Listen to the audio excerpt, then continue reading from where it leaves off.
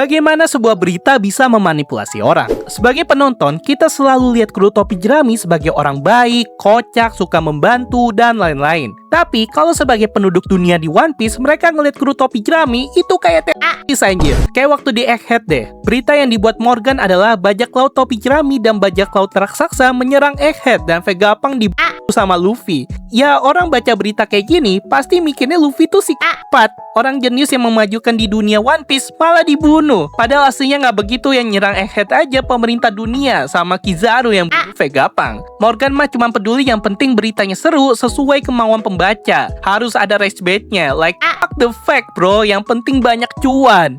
Sebenarnya gue bisa kasih contoh berita hoax lain di One Piece kayak kelompok Ohara adalah kelompok penghancur dunia. Oleh karena itu pemerintah musnahkan. Tapi sayangnya ada satu bocil kabur. Dari berita hoax itu aja dampaknya Robin udah jadi musuh satu dunia. Ada lagi waktu Raja Sad Boy Cobra gara-gara cuma bilang Lily. Yang diberitain malah Sabo Cobra. Walaupun dampaknya bagus buat tentara revolusioner. Ya begitulah kalau berita diatur pemerintah dunia.